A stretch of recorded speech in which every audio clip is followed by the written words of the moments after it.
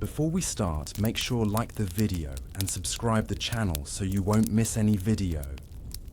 The door creaks and dust from the street filters through the warm yellow light. It smells like wood smoke, sweat, old leather and scorched coffee. This is a saloon in 1873. Not the swinging door fantasy of television, but a grimy, rectangular room that served as the only public gathering space in half-built towns from Texas to Montana. There's no piano. There's no gambling den in the back. There's a bar, yes, made of splintering pine, stained with tobacco spit and spilled whiskey. But behind that bar, something even more pungent simmers. A pot of beans that's been reheated for 3 days straight. In the myth of the Wild West, saloons are always places of drama. Shootouts, card games, men with secrets. But the real story is far more mundane. Most saloons were quiet places during daylight hours. Men came in not for excitement, but because it was the only warm place with chairs. Many came hungry. And saloon owners, pragmatic, opportunistic, and often desperate. To keep customers, offered food not for profit, but to anchor their patrons. You bought one drink, then they handed you a bowl.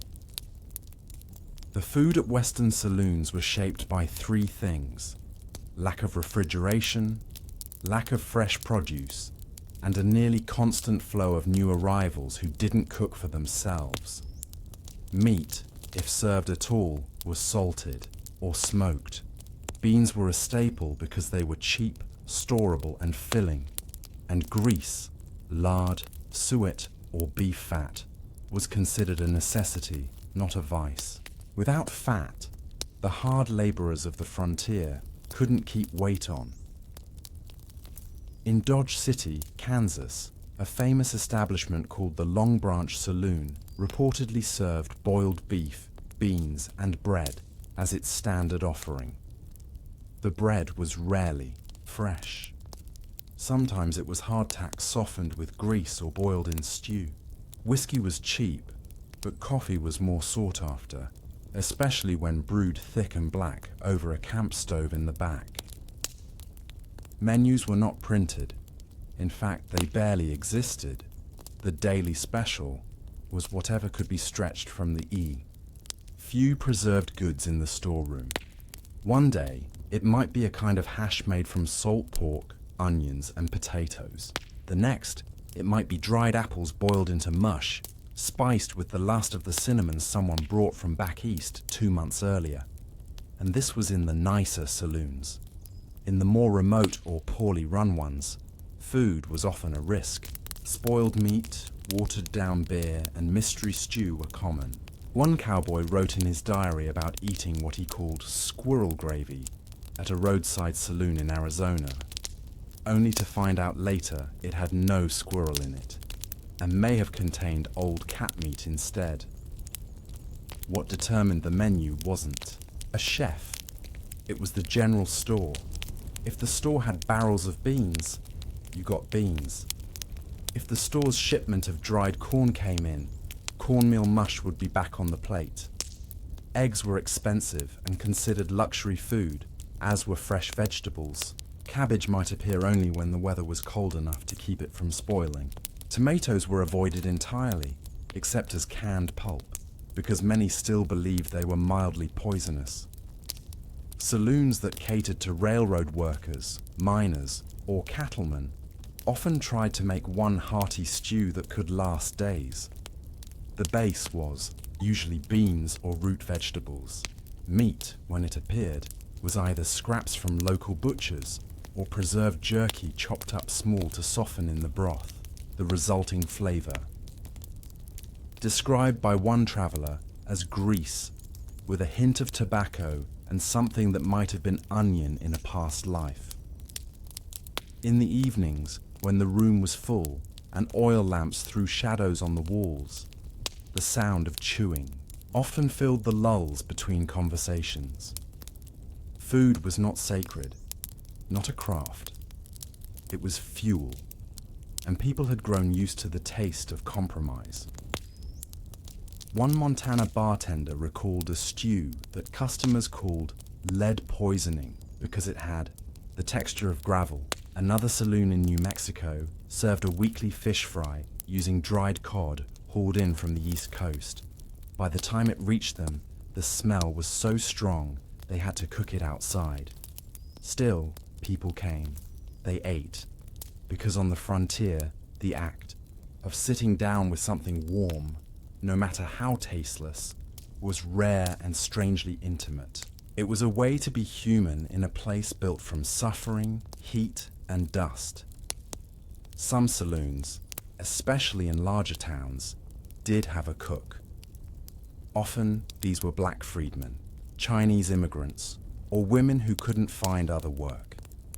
These cooks sometimes created quiet reputations for themselves, known for a good biscuit or a bean stew that didn't taste like death.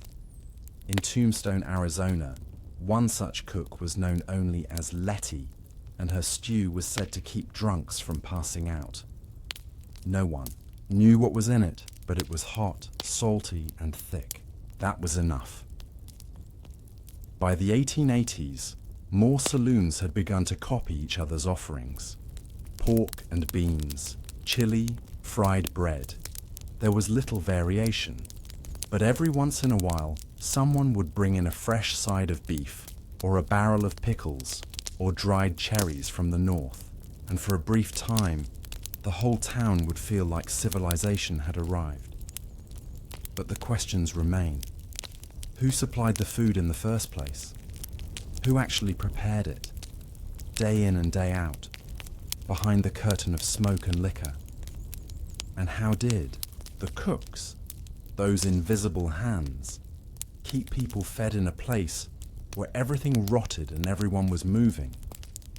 If you pushed past the bar and through the narrow swinging door into the back room of a typical Western saloon, you wouldn't find a kitchen as we know it today. There were no steel counters, no racks of gleaming pans, and certainly no standardized recipes. Instead, you'd see a soot-darkened hearth, maybe a firebox set into brick, and a few battered pots that had been patched and repatched. The air would be thick, a mix of scorched grease, unwashed cloth, smoke, and the stubborn scent of dried meat. And at the center of it all, you'd likely find a cook who didn't speak unless spoken to. The cooks of the Wild West saloons were more often than not anonymous. They left behind no cookbooks, no journals. Some didn't even leave behind their names. But their work fed towns. Their food, however humble, kept miners sober enough to dig, railroad men strong enough to hammer, and cowboys calm enough to hold their tempers.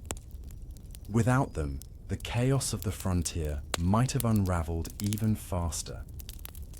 In many towns, these cooks were formerly enslaved people who had headed west after emancipation. Pushed out of white-owned establishments and denied land, they often found employment where labor was too brutal or low-paying for others to accept. Cooking in a saloon was one of those jobs. Long hours, unpredictable pay, and the constant stench of old food and cigarette ash. And yet, many made the job their own. They learned to make stew stretchers, ways to bulk out a meal with stale biscuits, dried apples, or flour paste. They knew when to salt heavily and when to mask bad meat with onions and pepper. A black man named Elias Gentry, born enslaved in Missouri and freed in 1865, was documented as the cook at a saloon in Abilene. According to town records, he served stew and flapjacks daily for 2 decades. Never missed a day. Never asked for recognition. When he died, the mayor of Abilene reportedly said, "That man fed this town more than our own mothers." But beyond a single newspaper line, his name disappeared into silence. Chinese immigrants also played a huge, mostly forgotten role in frontier cooking. During and after their labor on the railroads, many opened small eateries or worked as behind the scenes. Cooks in hotels, brothels, and yes, saloons. They brought with them different techniques. Flash frying over high heat, using rice flour for thickening, incorporating dried mushrooms or fermented vegetables from coastal shipments. Their presence often meant that even in towns without fresh produce, one could occasionally taste something spiced and strange. A stew with ginger, a fried cake made with bean paste, or even a noodle dish disguised as a mystery starch. But while Chinese cooks added flavor, they rarely got credit. In many saloons, owners demanded they Americanize everything, removing spice, disguising ingredients, and ensuring that nothing resembled foreign food. And yet, the hands chopping onions and scrubbing pans were often Chinese, often invisible. In Arizona territory, there is a record of a saloon cook known only as Yao. He served the same 3 meals every day: rice porridge, dried beef hash, and boiled cabbage with vinegar.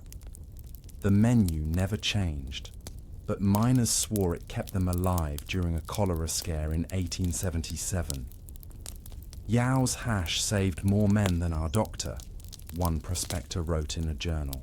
Still, when the town built a memorial to its pioneers, his name was left off the plaque. Women, too, fed the saloons, though not in the ways you'd expect. In the early years of a town's growth, most women were either the wives of saloon owners or working girls employed upstairs. Some cooked as a secondary duty, preparing cornbread, baking rough pies, or cleaning beans while waiting for customers. Others ran small, backdoor operations, selling meat pies or coffee from crates beside the saloon. One such woman, Dutch Molly in Leadville, Colorado, became legendary for her fried bread. A sex worker turned cook, she began feeding drunken miners after hours in exchange for spare coins. Eventually, saloon-goers would bypass the whiskey altogether and line up at her back window. She was known for using leftover beef drippings from the saloon stew to fry her dough, turning waste into warmth. Local legend claimed she kept a ledger, noting down the names of men who owed her meals. When she died in 1891, her small shack was discovered with a box of IOUs, none of which she had ever tried to collect.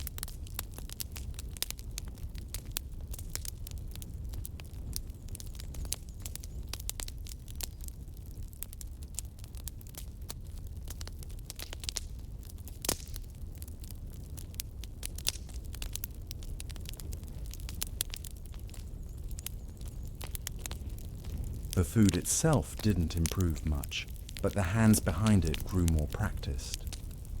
Some towns even developed reputations for their famous dishes, often just hearty versions of otherwise bland meals. In Butte, Montana, one saloon was known for a stew made with pickled pork and black molasses. In El Paso, a bar advertised potato meat pie on Tuesdays, though the meat was often horse. In Oklahoma Territory, a traveling preacher warned newcomers to avoid anything labeled gumbo or surprise. Storage remained the greatest challenge. Without iceboxes, meat spoiled quickly, sometimes within hours. Cooks learned to disguise the smell of bad meat with heavy vinegar, mustard seed, or long boiling. Butter was rare and often rancid. Milk was diluted, and eggs were prized, mostly because they didn't last and cost a fortune to transport. One diary from a cattle town in Nebraska describes a scrambled egg breakfast served to visiting bankers. It reportedly took 90 eggs and 4 men to secure them. For protein, saloons turned to local wildlife: rabbit, prairie chicken, even squirrel. In lean times, rats were not unheard of. One traveler wrote of a pigeon stew served at a Kansas saloon that tasted closer to dog than bird. Whether he was joking or not is unclear. Still, customers came. They chewed in silence, accepting that mystery was part of the menu. Despite the hardships, some cooks carved out unexpected influence. They controlled the backdoor trade of ingredients. They chose who got the fresher slice of pie. They were gatekeepers to warmth in a cold town, and in a world that often revolved around conflict, their food was a rare constant. If a miner had eaten at a particular saloon 3 nights in a row and didn't show up the 4th, people noticed. In this way, a cook became part of the social map, as central as the sheriff, the banker, or the bartender. Still, questions linger. How did these cooks learn to adapt so quickly? What recipes were born from necessity that disappeared when refrigeration arrived? And in all these saloons, scattered across the dust and grit of the West, which hands stirred the pot when no one else dared step into the smoke? Somewhere along a forgotten rail spur, deep in the Nebraska prairie, the shell of a saloon still stands. The roof has caved in. The floorboards are dry and cracked. But near what once would have been the hearth, there's a rusted iron pot, blackened with time. If you tap it, it rings like a forgotten bell. That pot, heavy, scorched, and ordinary, might have once held the only hot food for 50 miles. It may have boiled beans through snowstorms, over slow campfires, or above a hard coal grate in a drafty wooden shack. That pot, and others like it, are the artifacts of a vanished kind of kitchen, a place where survival food became civilization. The food served in Wild West saloons rarely made it into history books. There were no menus to preserve, no photos, and few recipes written down. And yet, these meals mattered. They marked a return to something human after hours of rail laying, cattle driving, or panning riverbeds for gold. Saloons didn't just offer drinks, they offered structure, a place to eat, sit, and be something other than alone. As towns grew, saloons became more than drinking holes. They were informal restaurants, and with time, their menus, though simple, became part of a predictable rhythm. You knew what stew would taste like in a mining camp saloon because it was the same as the stew served at the cattle depot 3 states over. Saloon food was a shared language spoken in beans, biscuits, and bitter coffee. One of the most enduring legacies of these meals was their role in community formation. In places where nothing was fixed, not jobs, not friendships, not even the streets. Food gave people something solid. You didn't have to know anyone. You didn't need an invitation. You walked in, put down your coin, and were given a plate. The stew was always hot, the beans always soft, the bread always stale, but it was there. As larger towns formed, saloons often expanded their food service. Some became full-fledged restaurants, others remained rough, but all of them carried forward that early Western ideal, that the frontier was about enduring discomfort together. Meals were part of that endurance. Even as canned goods arrived in greater numbers and ice boxes crept into back rooms, the saloon menu remained rooted in scarcity. Hearty stews, overboiled coffee, dried meat stretched in, gravy. This kind of food wasn't about taste, it was about memory. A man who had eaten his first proper meal at a saloon after months alone on the trail would remember that bowl of beans as the best he ever had, not because it tasted good, but because it was hot and because he ate it seated, surrounded by other living, breathing people. In an era where death was never far and loneliness pressed in from the horizon, a bad stew served at a crooked table, could feel like grace. What's fascinating is how saloon food quietly influenced American cuisine in ways we still see. Chili con carne, now a beloved staple of state fairs and diners, had one of its earliest consistent appearances in Western saloons. Early versions were crude, tough beef boiled with dried peppers and beans for hours, sometimes days. But the taste stuck. Railroad cooks adopted it, then prison kitchens. Eventually, it worked its way into home cooking. The concept of the blue plate special, too, can trace some roots to saloon culture. The idea of offering one meal, no choices for a fixed price, that was the saloon approach. You got what the cook made that day. No substitutions, no complaints. You ate or you didn't. And people got used to it. That no-choice model made its way into early lunch counters and later into factory cafeterias. Even the practice of handing out free lunch with drinks, famously advertised in saloons of the 1880s, was born from the saloon owner's need to keep customers inside. The food wasn't actually free, of course. It was cheap and salty, designed to make you thirstier and buy more beer. Pickled eggs, salted crackers, dried sausages, boiled peanuts. But again, this was food as strategy, a kind of edible trick, and yet, for someone broke and hungry, it might have been the only nourishment of the day. The cooks themselves rarely got the credit.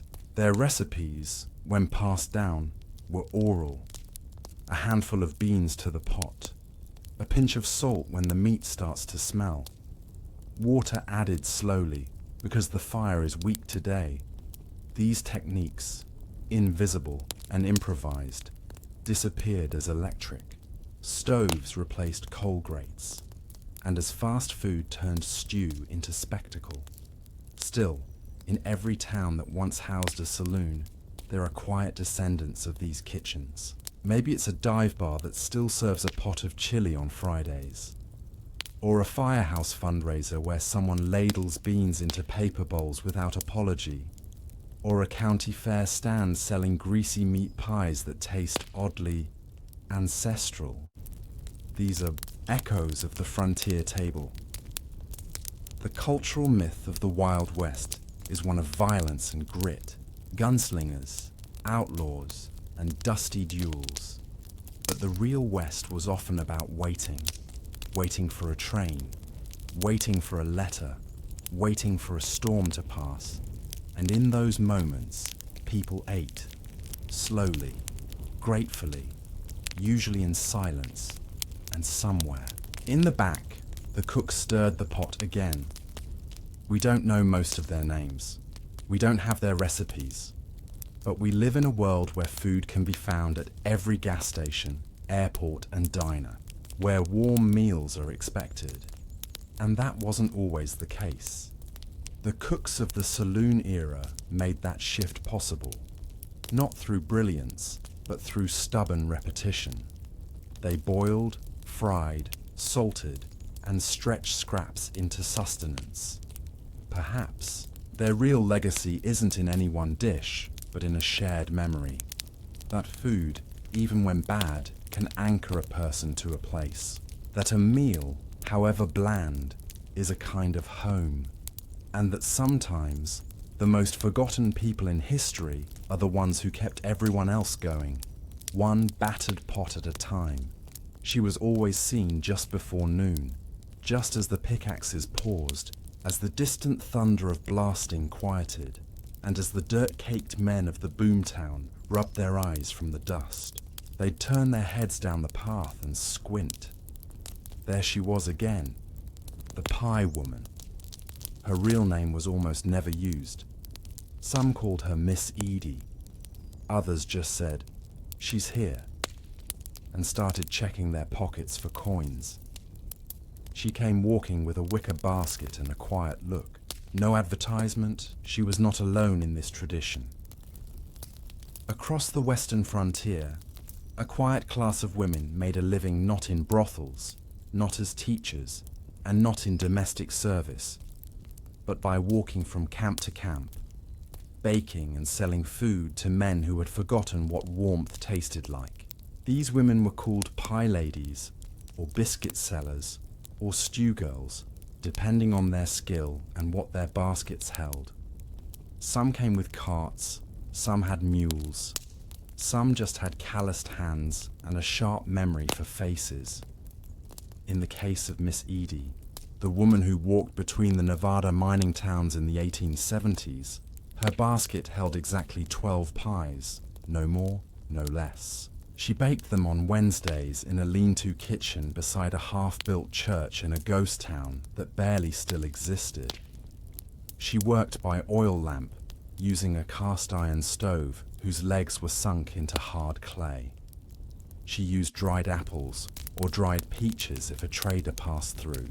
If she had no fruit, she made vinegar pie, a Depression-era recipe before the Depression even began, using sugar, flour, and a dash of cider vinegar to mimic lemon.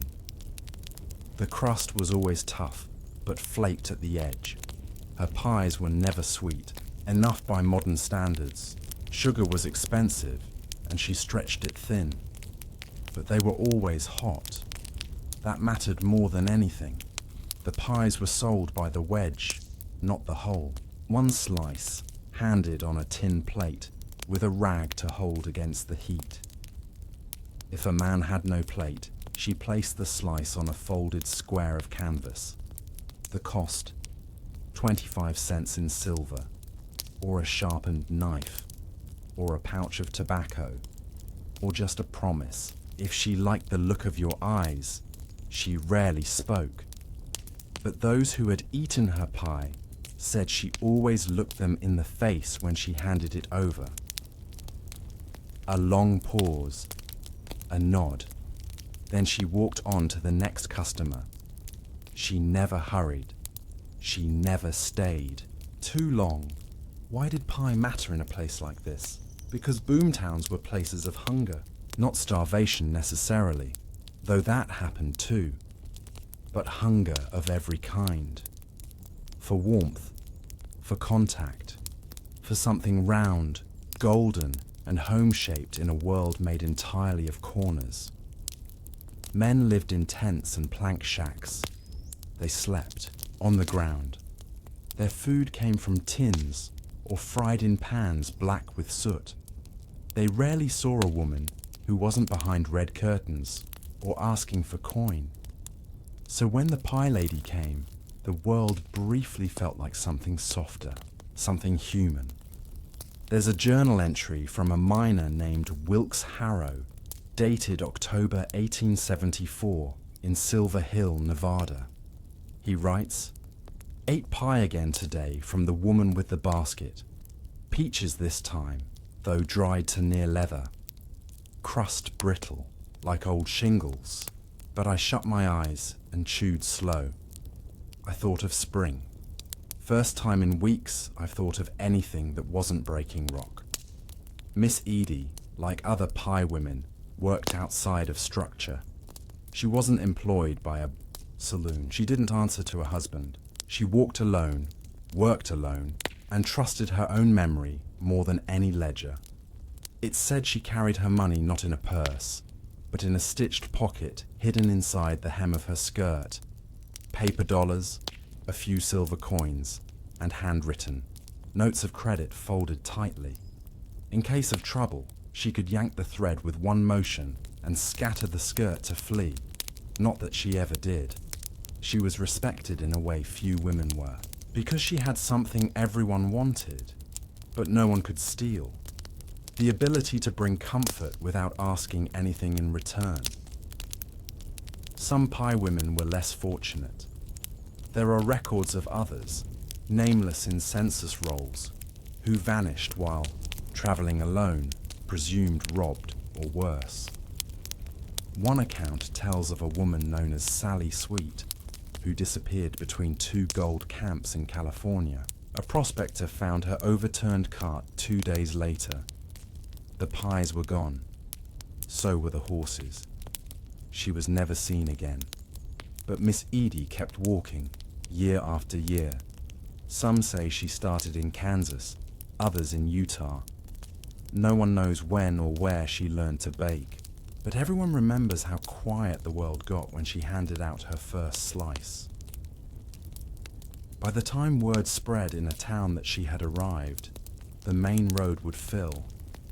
Men leaned against posts, tapping fingers on coins. Boys ran to alert their fathers. Even saloon keepers stepped out, offering coffee in tin cups, in hopes she'd pause a minute longer than usual. And always, she left before sundown. She walked toward the next ridge, her basket lighter, her steps unhurried. Some men watched until she vanished behind the hills. Others returned to their mines or shacks. But for a few minutes, they had eaten something that tasted like memory. Or at least something not boiled, not burnt, and not bitter. But who was she really? Why did she never settle in one town and open a proper kitchen? Why pies?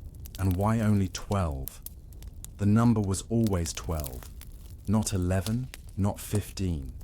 Miss Edie baked exactly 12 pies for each town, and when the last slice was handed out, she packed up, turned on her heel, and disappeared down the road. Nobody questioned it. Nobody dared ask why she never brought more. The 12-pie rule was as fixed as the mountain horizon, as consistent as dust in the wind. Some guessed it was the size of her basket, a deep, wide weave thing with linen cloth folded over the top and 2 handles bound in leather. But even on days when more supplies had clearly come through, when the scent of peach or sweet apple drifted longer in the air, still 12. Others believed she had a code, some private system she never shared. The truth was simpler and far more peculiar. According to a letter discovered decades later, penned by a woman believed to be Edie herself, she wrote that 12 pies is all I can carry and all I can answer for. More than 12 invites greed, and greed makes men forget their manners. 12 is a neighborly number, neighborly. In a place where theft was common, where men fought over sourdough starters and cheated each other over stew bones, she insisted on balance. Each pie sliced evenly. Each customer served 1 wedge. She kept no scale. She had no need. Her eye could divide a crust as if she were carving a sermon into dirt. She never sold seconds, even to those who begged, and when all 12 were gone, she said nothing, only nodded gently, as if to apologize, then turned to walk. Behind her quiet presence, though, was a deeply practiced intelligence. Miss Edie knew the land better than most map makers. She walked, not just with instinct, but with a mental calendar etched by repetition and memory. She knew which towns paid in coin and which tried to cheat her with copper slugs. She remembered who offered safe lodging near the blacksmith's shed and who had once raised a hand too fast. She avoided new mining camps for at least 6 weeks, knowing that unestablished places were more dangerous and less grateful. And she never stayed in a place where the ground was still soaked with spring runoff, not because of mud, but because wet towns attracted desperate men. She carried no weapons, but her boots were heavy and her steps were purposeful. She was never seen running, never seen drunk. A woman walking alone in the frontier was a contradiction, and yet no one ever questioned her right to move between camps. The logic of the frontier, rough and harsh though it was, allowed her passage because she brought something sacred, a good pie, and the memory of better days. It's hard to appreciate just how valuable her work was without understanding the chaos of the boomtown diet.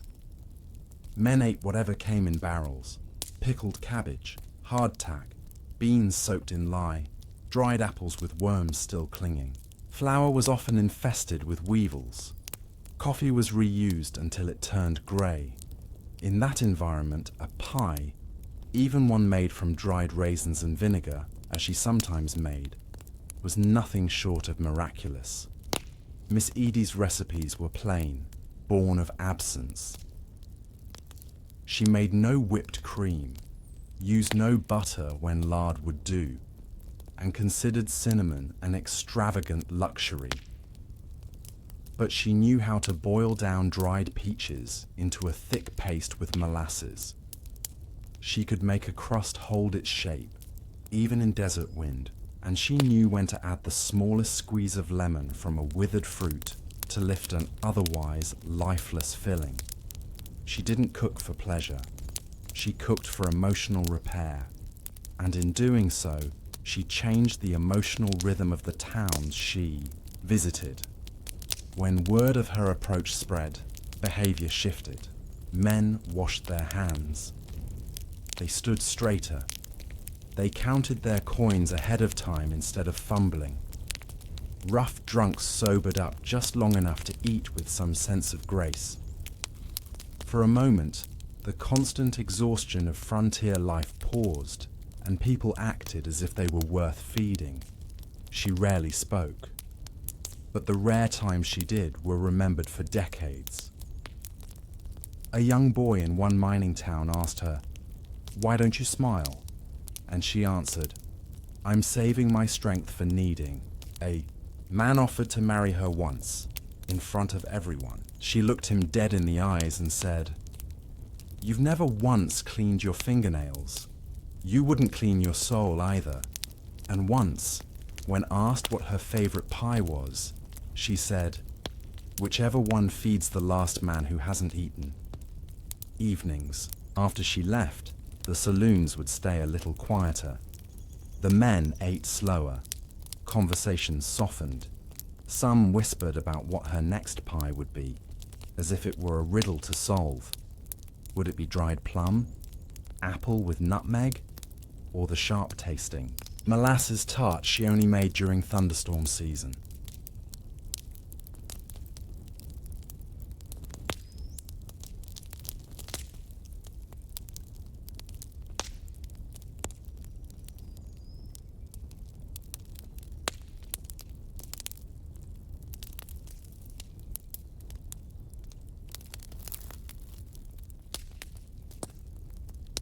But she didn't pick pies at random. Each filling matched the mood of the town. If a mining accident had killed men, she made plain cornmeal pie, something filling but not indulgent. If payday had just passed and spirits were high, she brought the rare cherry cinnamon turnover, shaped into half moons and served warm from cloth wraps. Some suspected she knew the schedules of the rail depot, the deaths in the mine, and even the saloon owner's temper, all from how they chewed her crust. And maybe she did. She was more than a cook. She was a kind of weather gauge for grief, a listener without words, a presence that brought no demands and yet changed the texture of an entire day. She never read aloud, never sang, never entertained. And yet, she left men thinking about her for hours after she walked away. One local paper in 1878 published a short note, squeezed between ads for patent medicine and mining tools, that read, "The pie woman passed through again, saw her on Main with the basket. She stopped to feed a mule a crust and gave a blind boy a whole slice." There are still saints, just not the church kind. But by the 1880s, she was seen less often. Railroads changed the rhythm of food. Store-bought pies, canned peaches, pre-cut loaves of bread all arrived by train. New cooks opened proper kitchens.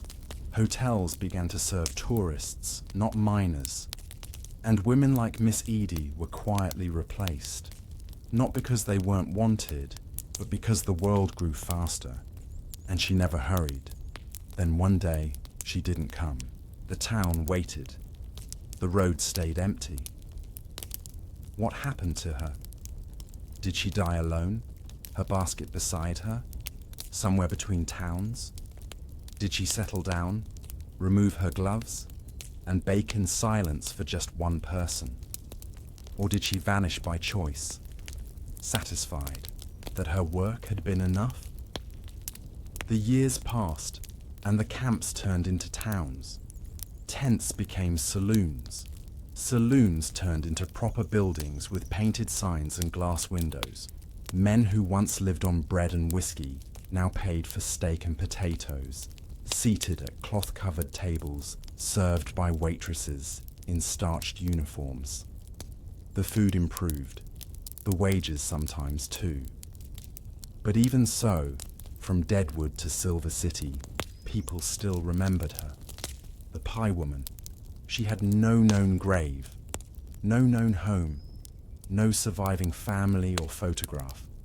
And yet, her absence hung in the air like the ghost of wood smoke. Faint, but unmistakable. Whenever someone in a former mining town mentioned those days, they'd usually add, and remember her pies. For some, it was nostalgia. For others, something deeper. Because the taste of her pies, humble as they were, had fused with the taste of hope, of returning to camp alive, of surviving winter, of a single kind word, wrapped in crust and sugar. And when she disappeared, people felt the loss not as a tragedy, but as a soft ache, like a song that ends mid-verse.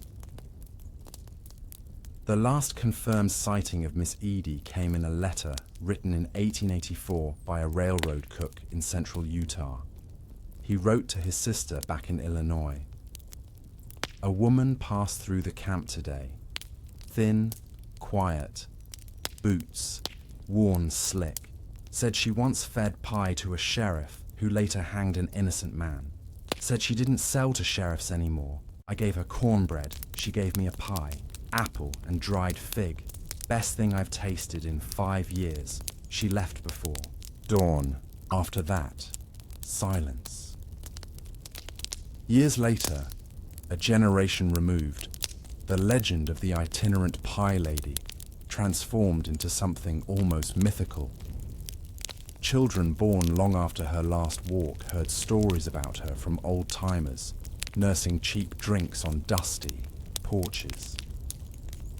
They heard that she healed sickness with apple pie, that she once fed an outlaw who left her a gold nugget in thanks, that she walked with ghosts, or never aged, or could see the future in a cracked pie crust. None of it was true. She had simply baked food that mattered when nothing else did. She had walked through places where comfort didn't exist and left behind the small, edible proof that someone still cared. In a dry box in the Elko County Historical Society's archives, there's a slip of yellowed cloth. Embroidered along the edge, in delicate cross-stitch, are the words, 12 pies, no more, all honest, warm hands, clean hearts. It's unsigned. No one knows if she made it. But those who study frontier life often point to it as the best description ever written of the unspoken social contract she lived by. And in the long stretch of American food history, a timeline often dominated by war rations, factory canning, and diner nostalgia, she occupies no official space. Yet her influence is everywhere, in the idea that food can heal, even if it's simple. In the way people gather around pie at funerals, at birthdays, or on porches in summer. In the memory that sometimes kindness arrives without words, hot, wrapped in cloth, and gone before you can say thank you. Modern pie contests, county fairs, and recipe cards trace their lineage back through generations of American kitchens. But beneath them all is a quieter origin. A woman walking alone with a basket. A woman who knew how to bake without extravagance, serve without expectation, and disappear without fanfare. One retired school teacher in Nevada, born decades after the frontier closed, once told a reporter that every time she baked vinegar pie, she lit a candle in the window. Not for prayer, she said, but in case someone like her ever passed through again. Because somewhere, maybe in another form, she still walks, still bakes, still brings a brief pause in the noise of ambition. A slice of something warm, a reminder that, in the harshest times, even the smallest acts of grace are remembered the longest. And perhaps that's the lesson she left behind, that when the world moves too fast, when hunger returns in new forms, and when people forget how to look one another in the face, the right pie at the right time can remind us who we are. The mountain didn't care if you were hungry. It didn't care if your beans had run dry, or if your boots had holes, or if you hadn't seen fresh bread since Nevada. The mountain was cold, distant, and full of lies. Gold, they said, riches just under the surface. But all most men found was rock and hunger. In the gold rush years, from the 1840s in California to the frigid Yukon in the 1890s, thousands of prospectors set out chasing a shimmer in the dirt. They carried pans, picks, and the promise of wealth. What they didn't carry, not enough of anyway, was food. This is the story of what they ate, not the romantic feast, not the imagined campfire cookout, but the real food, or rather, the absence of it. A prospector's pack was a miserable thing. At its core was the basic loadout: flour, salt, sugar, coffee, beans, and maybe, if you could afford it, a few tins of preserved meat. Canned goods were heavy, but they didn't rot. That alone made them precious. Everything else came dried or smoked, meant to last weeks without turning foul. But once you reached the claim, unpacked your tent, and looked at the horizon, you realized just how fast food disappeared. Canned beans were a staple, not because they were delicious, they weren't, but because they were warm, edible, and came in tins that could be turned into cups, pots, or makeshift lamps. These beans weren't seasoned, not really. Sometimes they floated in lard. Sometimes they had flecks of bacon if you were lucky. Most times, they just tasted like tin. A prospector would set the can near the fire and listen for the hiss, the signal that the beans were ready. There was no need to stir, no seasoning to add. You just held the hot tin in a rag, blew on it, and tried not to burn your tongue. Meals took less than 5 minutes, not because they were fast food, but because they were barely food at all. And when the beans ran out, men turned to flour. Flour, when mixed with water and a pinch of baking, soda, if you had any, became a kind of biscuit or cake when fried in lard. In California, they called it flapjack. In Alaska, it was bannock. It was dense, chewy, and mostly tasteless, but it filled the stomach and didn't spoil. Coffee, or what passed for it, was sacred. Even in the most desolate claims, a pot of boiling water and a handful of grounds could create the illusion of civilization. The grounds were reused day after day. If you had eggshells, you'd toss them in to settle the grits. If not, you just chewed your way through the bitterness. Sugar, when available, was hoarded.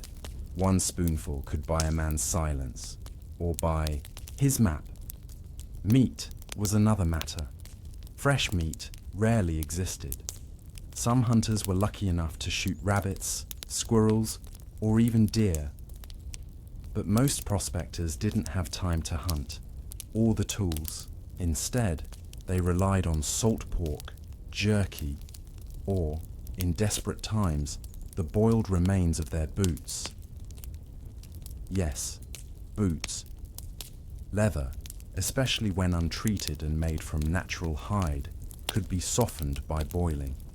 A desperate man would cut his bootstraps into strips, boil them in a pot with herbs or wild onions, if available, and try to pretend it was stew. It wasn't. It was rubbery, sour, and filled with chemicals from tanning, but it could keep you alive. Barely.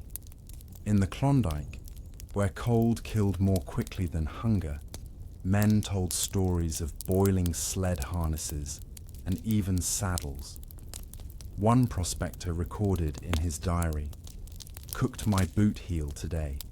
Tasted like chard." Belt. Those who came with families often fared worse. Feeding yourself was one thing.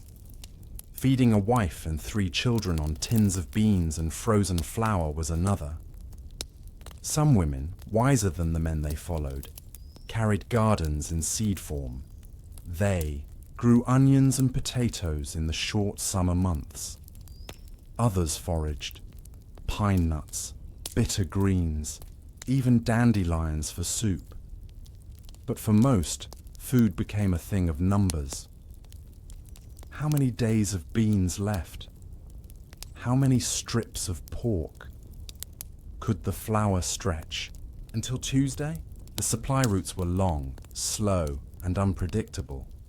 Mules died. Wagons broke. A storm could block a pass for weeks. Men rationed crackers one at a time, chewing them slowly, as if the speed of the bite could control hunger. And then there were the scams.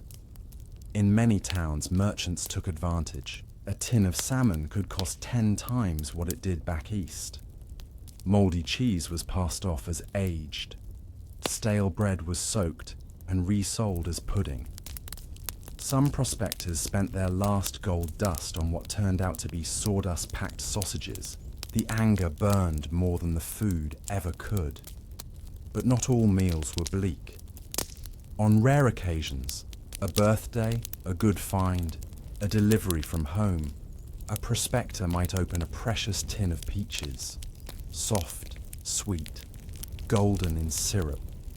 They were eaten with reverence, slowly, one slice at a time, often passed around the campfire like a shared dream.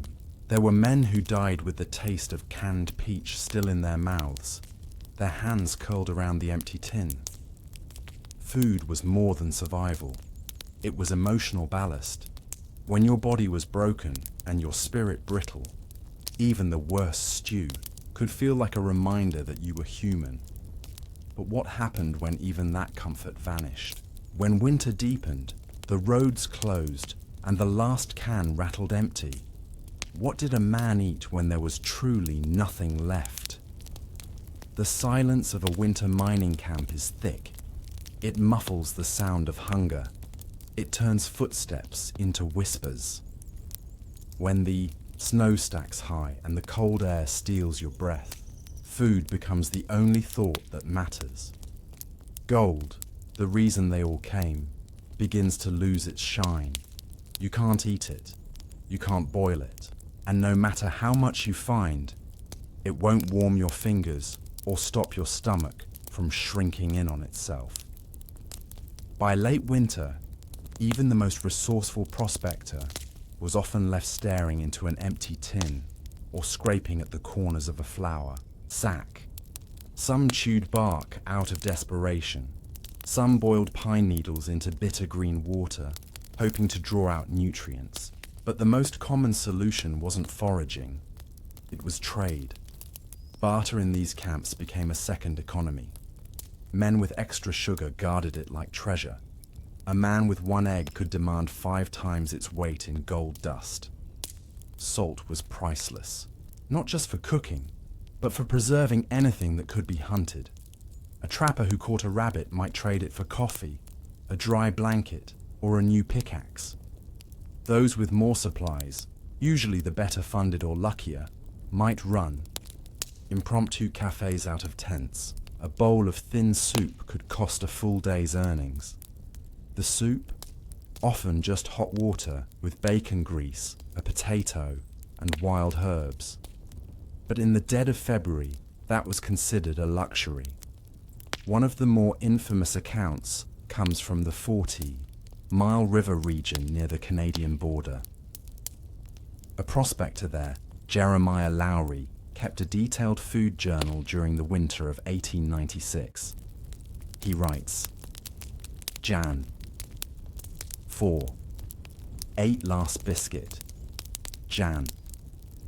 7. Boiled belt. Added lard for flavor. Jan. 10. Traded compass for rat.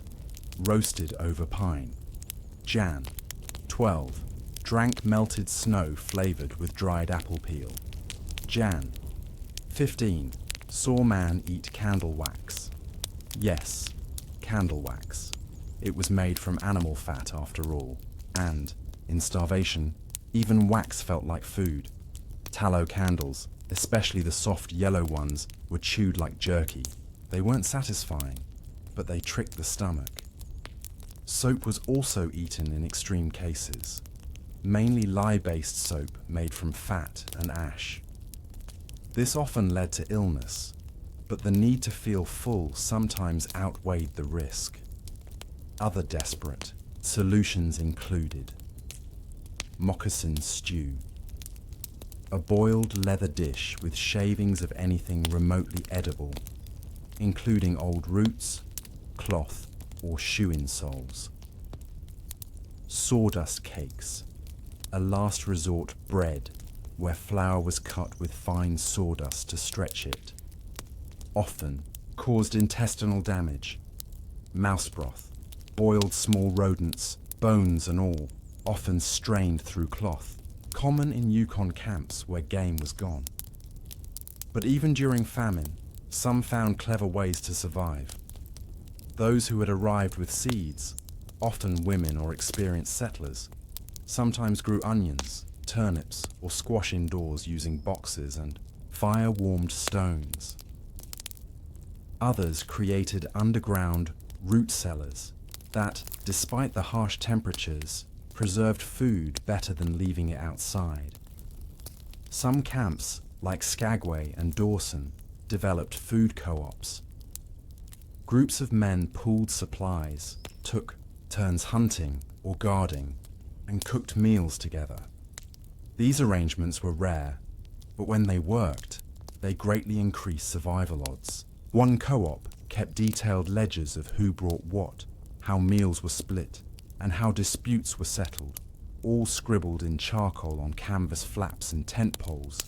And then there were the dogs. Dog sled teams were essential to reaching distant claims.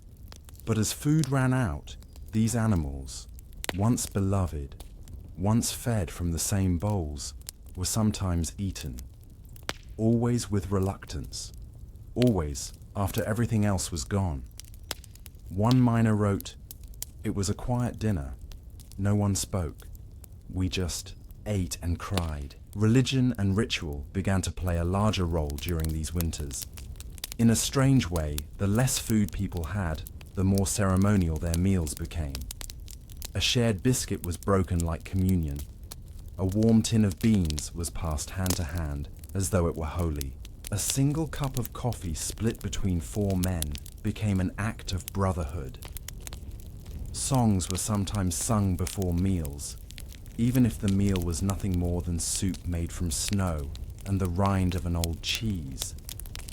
In this way, food transformed into something more than nourishment. It became the one place where people could still practice hope. Oddly, there were also foods that shouldn't have been eaten, but were. One common mistake was consuming raw or improperly cooked wild plants. Foragers, desperate to supplement their meals, would chew anything green, from lichen to berries. Many were toxic, causing vomiting or worse. Mushrooms were especially risky. Without clear identification, many prospectors poisoned themselves thinking they'd found something edible. An estimated 12 men died in the spring of 1854 in a single Californian valley after mistaking deadly amanita for edible puffballs. Stories circulated about the Laughing Man, a prospector who, after consuming wild berries and moldy bread, reportedly lost his mind, wandering into a frozen lake, laughing hysterically. No one ever found his body. These tales blurred the line between truth and myth, but they were told around fires all the same. And then spring came. The ice broke, the rivers flowed again, supply lines reopened, and with them came food, real food. Biscuits with butter, bacon not salted to leather, apples not dried to paper. A single meal could reset a man's face, bring colour back to grey cheeks, light to empty eyes, but not everyone made it. Mass graves in the Yukon and California contain those who starved before the thaw, men who dreamed of gold, but died chewing belt leather under frozen canvas, their names forgotten, their camps rotted, their beans long gone, and even among those who survived, something shifted. Many never again wasted a crumb, never again looked at a meal with indifference. They understood the cost of food, not in dollars, but in memory. Every bite recalled the hunger they endured. Every stew reminded them of melted snow and borrowed salt. But in a world this hard, how did anyone manage to keep their spirits alive? What small rituals, shared stories, or strange recipes helped people remember who they were, even as everything around them froze? It was said that every camp had at least one man who could turn next to nothing into a feast, a broken spoon, a blackened pan, and somehow a soup that made you stop and sigh. These weren't chefs, they weren't trained, but they were remembered. Because in the brutal life of a prospector, food wasn't just about staying alive. It was about feeling alive. The memory of a warm meal could do more than a gold strike. It could keep a man from walking off into the snow.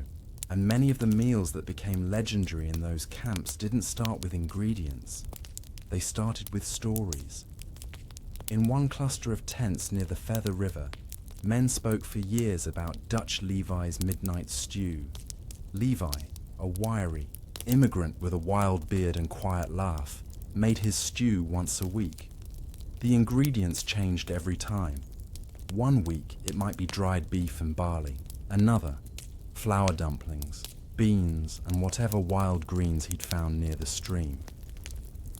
But the ritual was the same. He cooked at midnight, always midnight, and always in silence. One pot, 5 bowls, no questions. You ate it slowly beside the fire. If you spoke, you were ignored.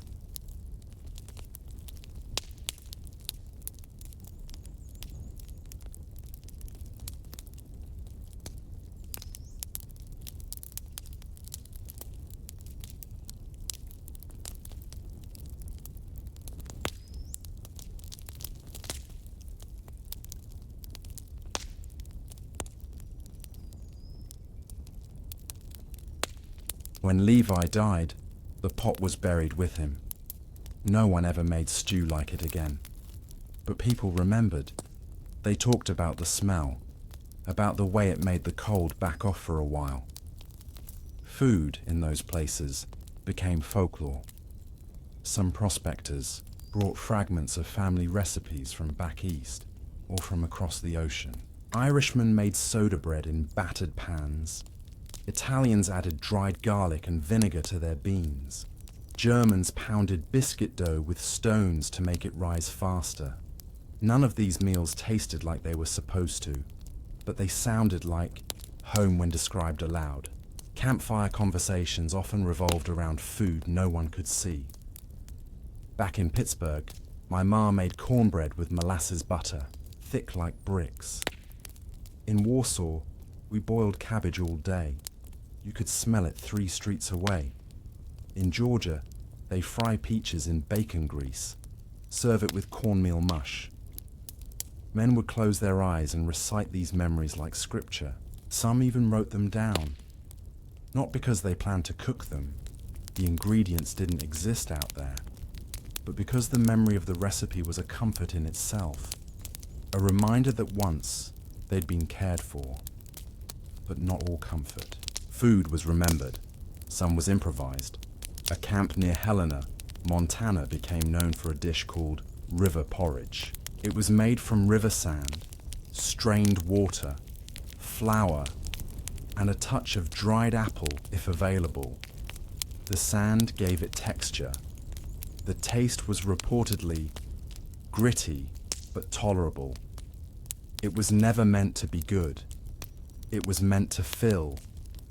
Another favorite was mud coffee, not because of actual mud, but because the grounds were reused 5 or 6 times until the color resembled murky water.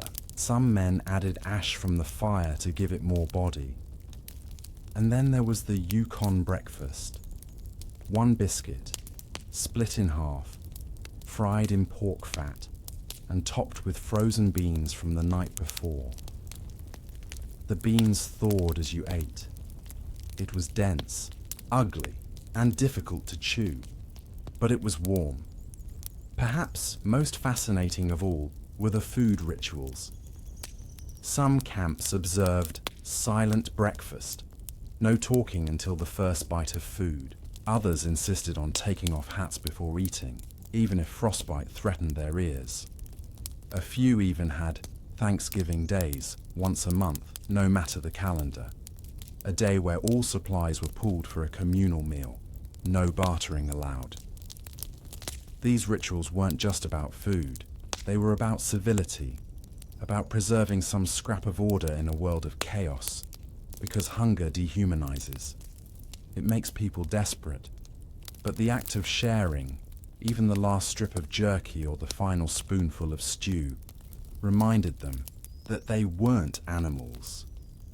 Not yet.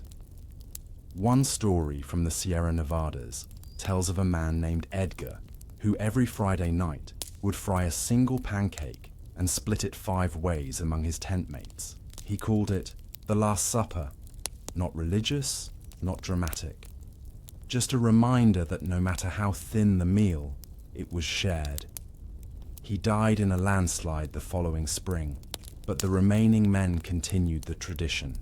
Every Friday, 1 pancake, split 5 ways, even when they had more food later, even after they left the mountain.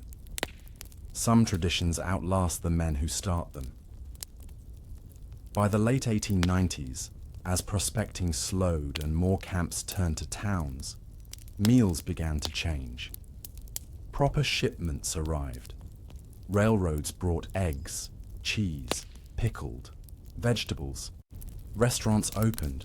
Some old prospectors refused to eat indoors, claiming that food only tasted real when cooked in the cold. But most welcomed the change. Still, many of the odd frontier recipes made their way home. Porridges, bean stews, salt pork hashes, and molasses pies. Families wrote them down, passed them through generations, and forgot where they came from.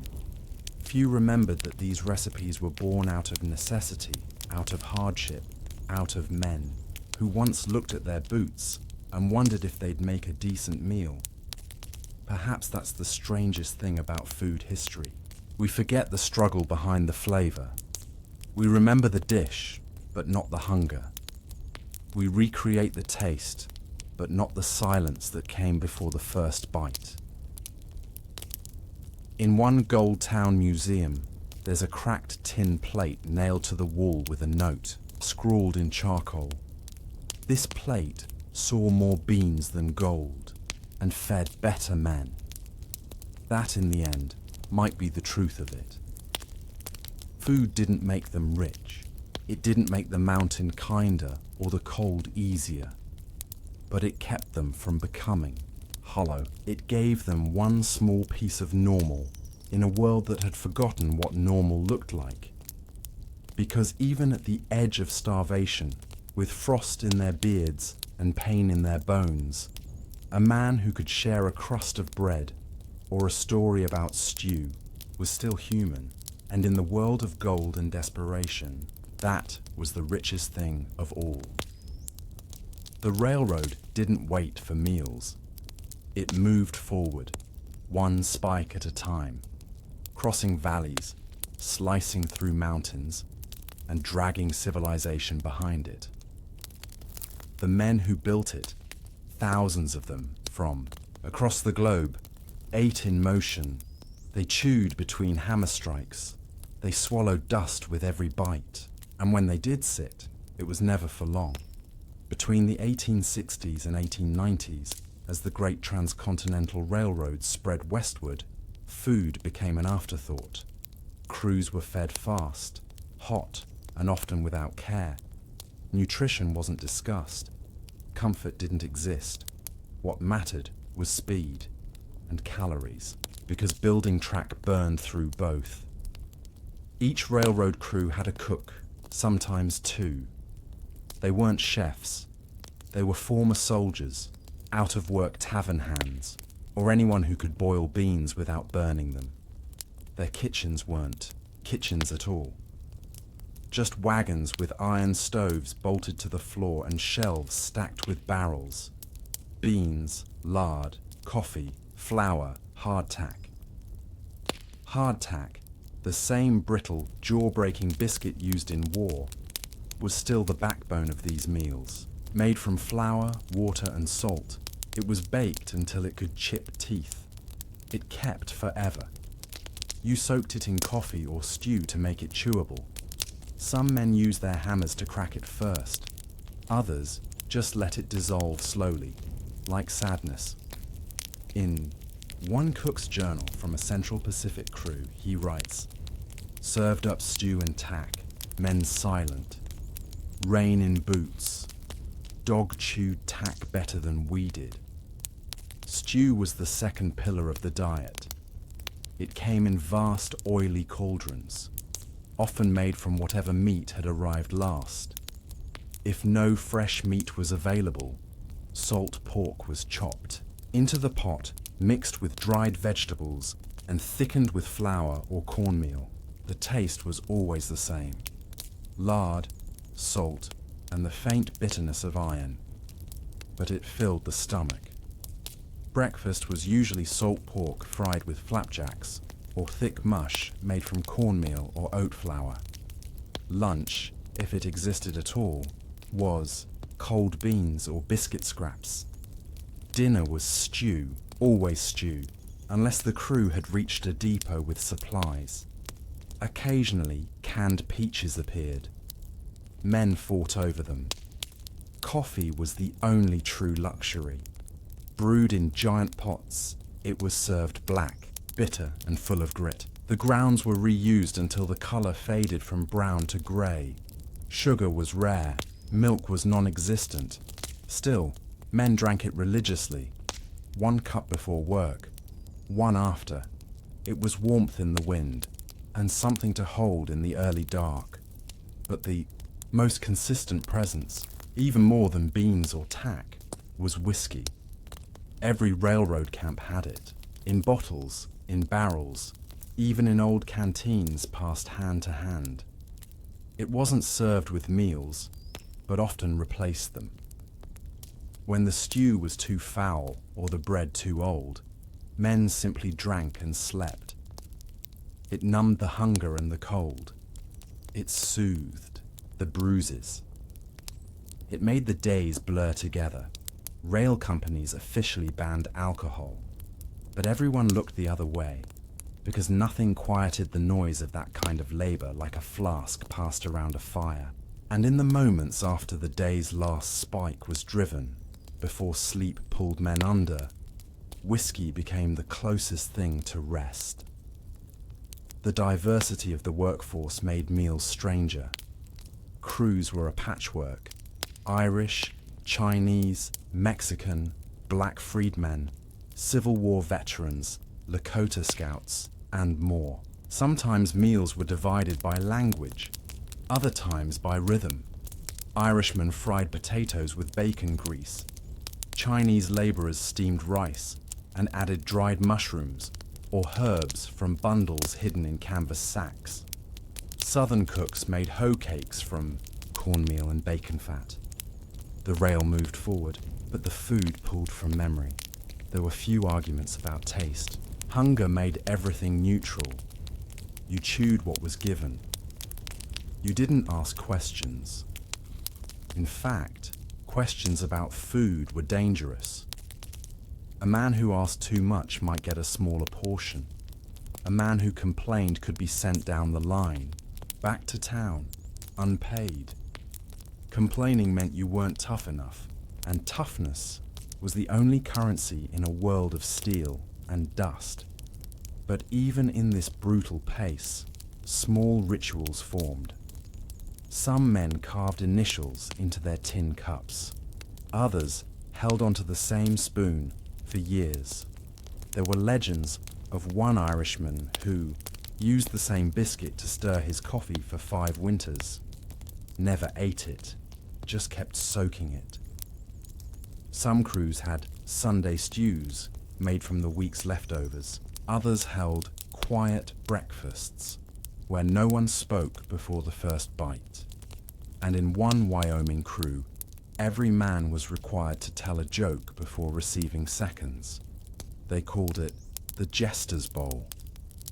None of this softened the work. But it softened the men briefly. It gave shape to something that otherwise moved too fast to hold. Meals were taken on overturned rails, on the ground, inside boxcars, or beside fires fueled by old ties. The smoke always smelled of creosote. The food always tasted of metal, but when the sun dropped and the cold came in, there was comfort in the noise of spoons on tin and boots shifting beside the fire. But what happened when food didn't arrive? When the supply wagon broke an axle or froze in the pass? When meat spoiled and beans, it was always a gamble. Supply wagons had to travel over unstable terrain, rickety bridges, and weather-racked trails just to deliver flour, beans, and salt pork to the end of the line. Horses could break legs, drivers could quit or vanish. 1. Rockslide could leave a crew isolated for weeks with nothing but coffee grounds and hardtack dust. And when that happened, no one panicked. They simply tightened their belts and kept swinging hammers. The railroad had to move. In the winter of 1868, one Union Pacific crew worked 15 miles past the last known depot, laying track through a narrow canyon in Utah. Their supply wagon overturned in a snowstorm. 2 oxen froze. The barrel of salt pork cracked open and spilled into the mud. By the time word reached back and a rescue train was dispatched, they had gone 6 days without a resupply. The cook, an ex-sailor named Mads, rationed the remaining food with brutal precision. Every man received 1/3 of a biscuit per day, 2 spoonfuls of beans, and 1 cup of hot water coloured faintly with coffee. The only exception was whiskey, of which Mads had stashed a full bottle in his boot. He poured it into a tin cup and passed it hand to hand every night. Just 1 sip per man, enough to warm the stomach, not dull the mind. They called it the candle supper, because it wasn't about the food. It was about holding something warm in the cold. When the food didn't come, men scavenged. Railroad camps were often set beside rivers, so fish, when not frozen under ice, became a precious fallback. Traps were set for rabbits. If a man had brought a rifle, he might bring back something better. Squirrel, turkey, or even deer. But more often, it was nothing. Those without weapons or traps turned to the land in other ways. In spring and early summer, wild greens, dandelion, sorrel, purslane were plucked and tossed into stews. In late fall, pine nuts and cattail roots were boiled and mashed. The results were bitter, stringy, or mealy. But food is food.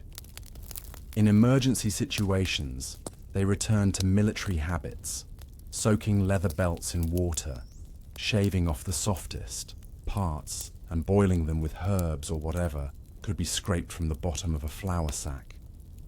These belt broths weren't satisfying, but they filled the time between shoveling snow and dragging steel. The Chinese crews along the Central Pacific were often better fed, but only because they brought their own systems of preservation and survival. They packed dried mushrooms, tea, fermented cabbage, and smoked duck. They cooked rice in bamboo steamers, stored pickled roots in sealed jars, and carried cured fish tied in oilskin cloths. Their food, though mocked by others, often lasted longer and kept them stronger. When other crews ran out of beans and bread, the Chinese were still eating dried greens and thin broths flavored with scallion and vinegar. It wasn't luxurious, but it kept them standing. Their private kitchens were tucked into canvas tents with sloped roofs to drain the rain. Inside, even on the worst days, the smell of boiled rice drifted over the camps. Sometimes these cooks would trade food quietly, not with coin, but for bandages, blankets, or time. One cook might trade a ladle of broth for help stacking lumber, another for a quiet word about tomorrow's route. These trades weren't advertised. The railroad hierarchy frowned on any interaction that acknowledged inequality, but hunger ignores hierarchy. In mixed crews, differences in cooking led to hybrid meals. Salt pork might be diced into rice. Cornmeal might be added to Chinese porridge. In one Colorado camp, a Mexican rail worker introduced tamale making using corn husks and dried beans. It was adopted and passed on. Tamales became a railside staple, steamed over fires in reused engine cans. But the worst moments came when even creativity failed. In high mountain passes, men chewed pine bark. In deserts, they boiled cactus paddles, scraping off the spines with knives. One account from Nevada tells of men baking crickets on flat stones and eating them by the handful, not because they liked the taste, but because they were there. In all of this, the cook's role became spiritual. He didn't just feed, he decided who was fed first, who got seconds, who received the last spoon of grease from the pork barrel. He became priest, judge, and sometimes scapegoat. When food ran low, fights broke out.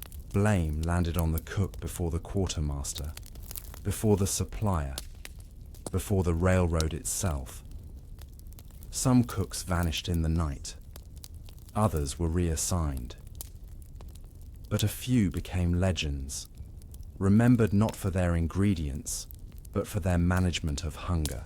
They knew when to dilute, when to stretch, when to lie and say, "More's coming soon." One such cook, known only as Lighthouse, worked the Union Pacific line through Wyoming. He was blind in one eye and claimed to have once fed a battalion with 6 potatoes and a dead bird. Whether true or not, his skill was real. He could stretch 3 cups of flour into 20 dumplings, flavor a pot with ashes to mimic smoke-roasted meat, and once turned a can of spoiled peaches into syrup used for sweetening coffee. When asked how he managed to feed 60 men with near nothing, he replied, "You just have to make them believe they're not hungry yet." He died of exhaustion in 1871, slumped over a stew pot. Evenings in these hungry camps were strange things. Quiet, heavy. Men sat near the fire with empty bowls, telling stories about food they once had. One man described his mother's rhubarb pie in such detail that others swore they could smell it. Another recalled a fish so large it fed a family for a week. These stories weren't lies. They were medicine. They replaced what the stomach lacked with something the soul could chew. And when morning came, The men stood again. They lifted hammers, drove spikes, dragged rails, not because they were full, but because the line had to move forward.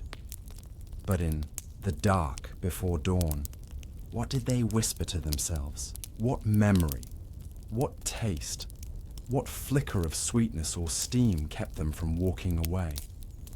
There was no dining room, no chairs, no quiet place to rest your elbows and breathe between bites.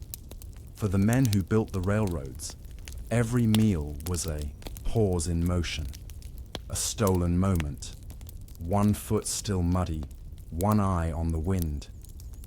You didn't sit to eat, you crouched, leaned or stood, bowl in hand, boots sunk into gravel or snow. The fire might be nothing more than smouldering ties from the rail pile. The table might be your knee. But in that moment, a ladle of stew, a bite of hardtack, the first sip of bitter coffee, you were reminded that you were still a man. Because the line was relentless. It didn't wait. The steel rails stretched, west like a dare, and each day you moved closer to nowhere. Towns were born behind you, forests fell before you, but food stayed the same. It was the only part of your life that repeated. In the journal of a Mexican-American railman named Thomas Ramos, he writes in 1874, "We ate by the mile. Every 5 laid, we stopped. 3 spoons of beans, 1 crust of bread. Back to work." Each meal is a memory before it's swallowed. Railroad food was deeply tied to time. Not the clock, but the season. Spring meant thawed beans, fish from swelling rivers, and a rare shot at foraged greens. Summer meant spoiled meat and flies. Fall brought canned goods from delayed wagons, and the last dried apples from some distant orchard. Winter was survival. A loop of lard and biscuits and brown water with the hint of roast that only came from memory. But as the line stretched toward completion, things slowly changed. The deeper the rails pushed, the more towns sprang up in the wake. With towns came hotels, boarding houses, and restaurants. The food improved, if only slightly. Fresh eggs, salted butter, sweetbread if you were lucky. Some workers began to eat real meals again, seated at tables, served by women in aprons, with forks and napkins and molasses poured from glass jars. Yet something odd happened. A few of them couldn't eat. They sat stiff at the tables, picked at food, pushed meat around their plates, as if unsure what to do with it. These were men who had eaten standing up for 5 years, who chewed in wind and rain, who used their fingers more than their knives. Comfort, it turned out, wasn't easy to swallow. They weren't used to sweetness, weren't used to quiet. The smell of cinnamon made them ache. The softness of a biscuit made them suspicious. Some ate too quickly, out of habit. Others ate too little, out of confusion. And some, once the line was complete, went back to the camps, took jobs tearing up old tracks or building sidings, not because the work was good, but because the food made sense. It had rules. Hardtack never lied. Beans were always beans.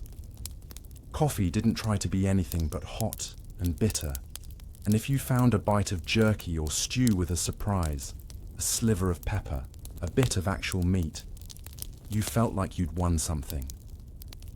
One famous camp cook, a man named Abe Greeley, fed over 20 crews in his lifetime. They called him Railroad Saint. Not because his food was good, it wasn't, but because he never missed a meal. Rain or snow, flood or fire, Abe was there. His biscuits were flat, his pork was grey, but they were always ready at the bell. He was buried with his ladle in Cheyenne. In later years, when the tracks had reached the coasts and the trains began to carry passengers in velvet-lined cars, some of the old workers rode those same lines just once. Not for travel, but to say, because the railroad wasn't just steel. It was memory. It was the taste of movement, the flavor of survival. It was chewing hard biscuit beside men you barely knew, watching the sun drop behind unfinished track.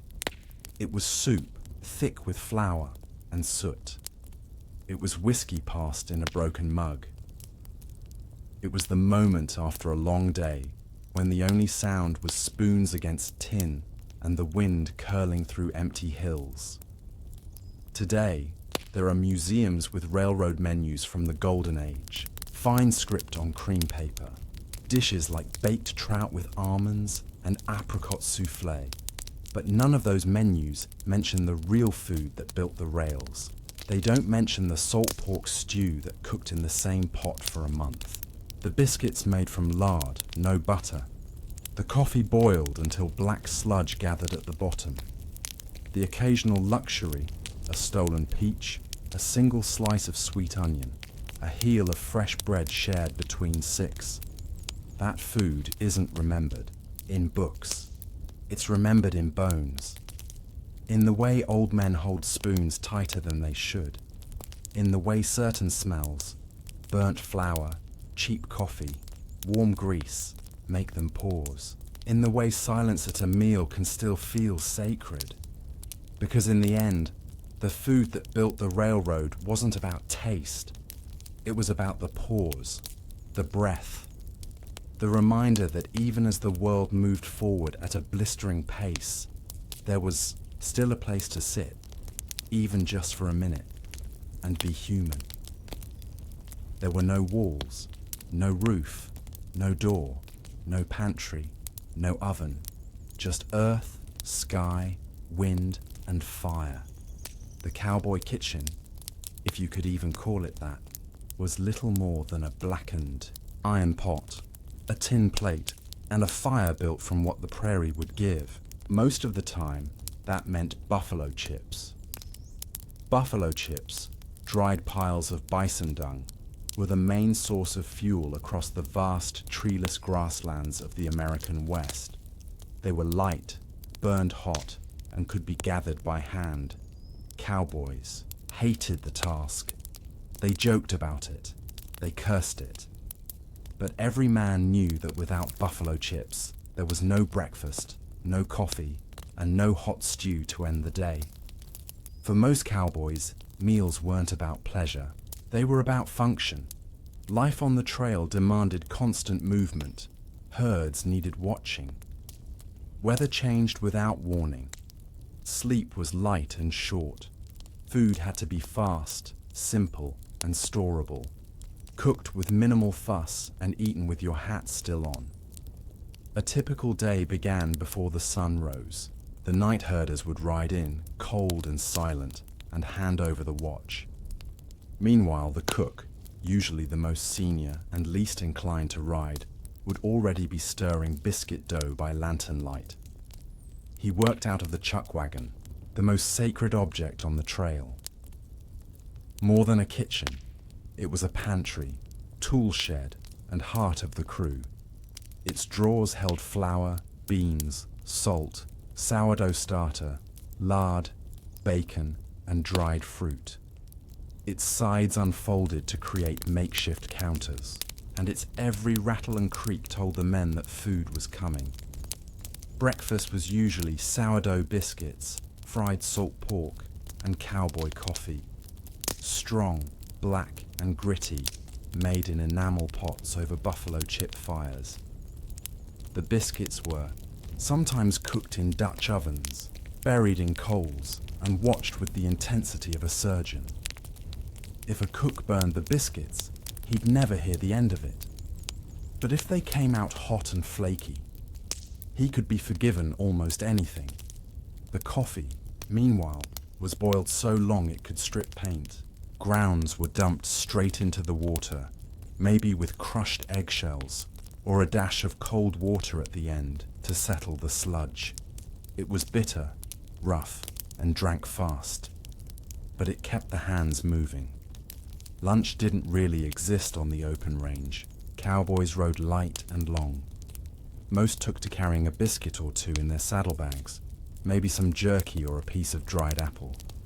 If the weather turned, or if the herd got spooked, the cook might not see them until after dark. So they chewed while riding, or didn't eat at all until the sun dipped low. Dinner, when it came, was the only proper meal of the day. It was served in a circle near the wagon as the cattle settled for the night. No table, just plates balanced on knees, elbows tight, backs hunched forward against the prairie wind. The food, always the same few staples, repeated endlessly. There was beans, boiled for hours with salt pork or leftover meat. There was sourdough bread or fried biscuit dough, sometimes son-of-a-gun stew, made from leftover beef, sometimes offal, thickened with flour and black pepper. If the cook was skilled, he might serve apple cobbler, made from dried apples rehydrated in sugar water and baked under biscuit dough, in a cast iron pot. The smell of it, even from 30 yards out, could make a man ride faster just to be near it. Portions were big. Cowboys burned thousands of calories riding, roping, and wrestling cattle. They didn't count fat or fuss over flavor. As long as it was hot, heavy, and didn't poison you, it was good. Most cowboys carried their own tin plate, cup, and spoon, tied to their saddle or belt. If you lost yours, you used your hands. There was no waiting to eat. Food was served, eaten, and cleared in minutes. The cook didn't clean up after you. You cleaned your own gear, usually with sand or the hem of your shirt. The chuck wagon cook held a position of strange reverence. He was gruff, usually older, and almost never replaced. You could insult another man's horse, his hat, even his mother.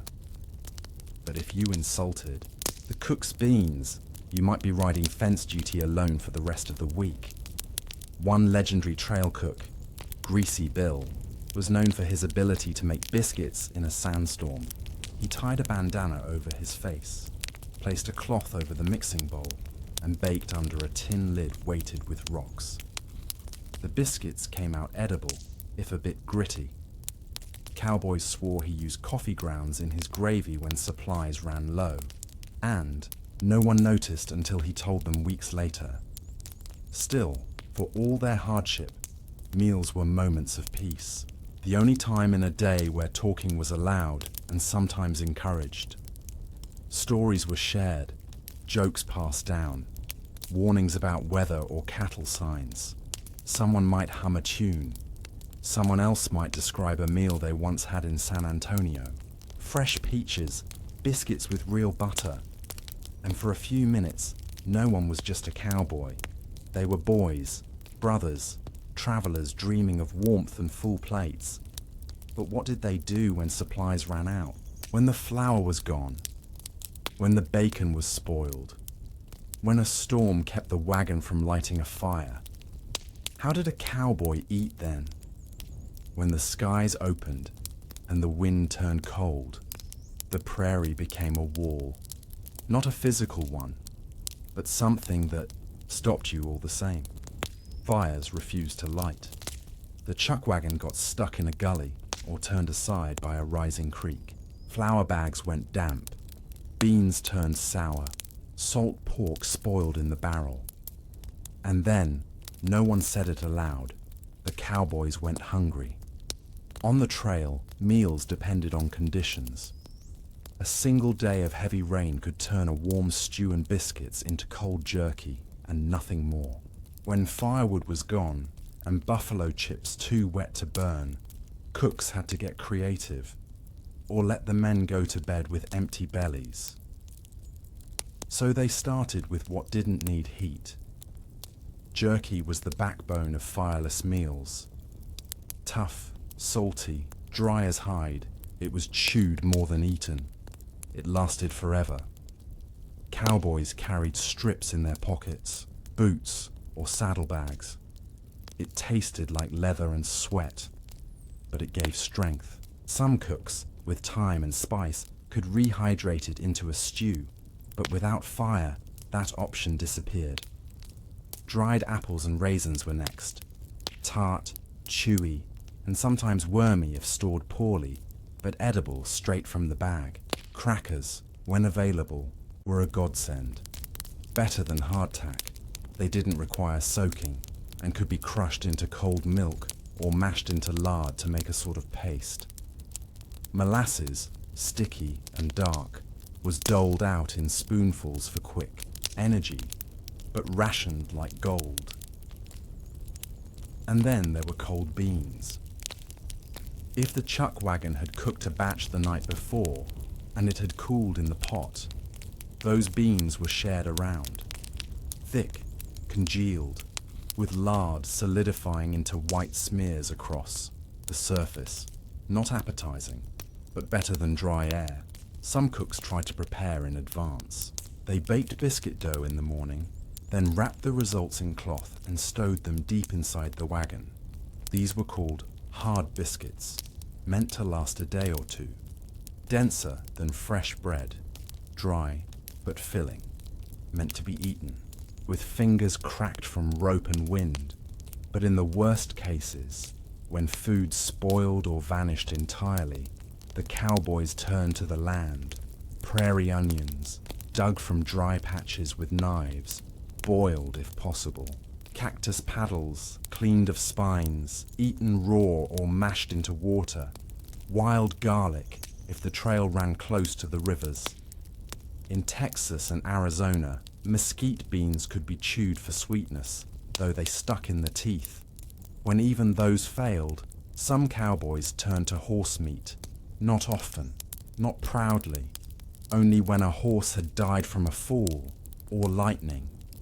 It was cooked in silence, chewed in shame.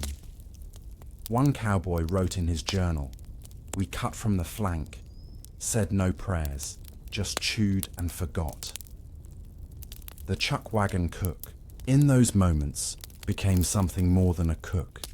He was a weather watcher, ration keeper, and morale man. A good cook could stretch supplies. He could turn one strip of bacon into a pot of flavored beans. He knew how long a sack of flour could last if biscuits were shaped thinner. He knew who ate too fast, who went back for seconds, and who gave their share away to someone younger.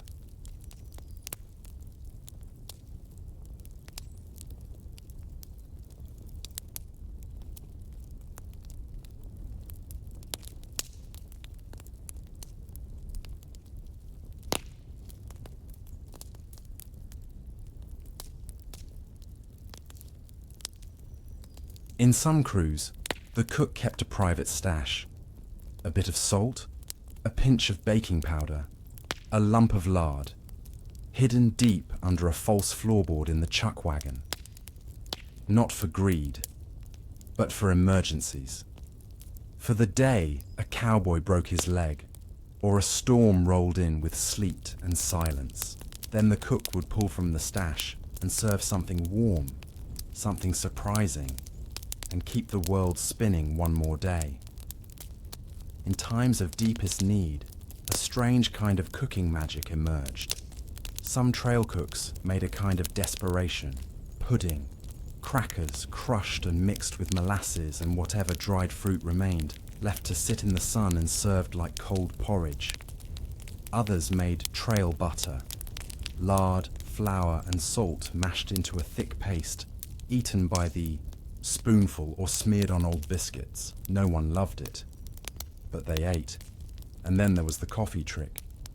When the grounds were gone, but the cowboys still needed warmth, some cooks boiled charcoal dust or browned flour, strained it through a rag, and served it in cups.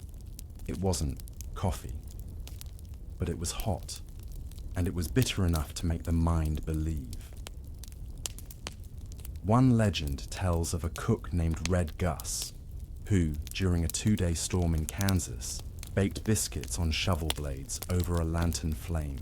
He lined up 6 shovels in a circle, one for each man, rotated the dough like a clock, and sang old army songs while he worked. The biscuits burned, but the memory lasted, because the food didn't just matter for calories, it mattered for spirit. Trail life was lonely, repetitive, and punishing. Days blurred together. Saddles rubbed your thighs raw. Wind burned your lips.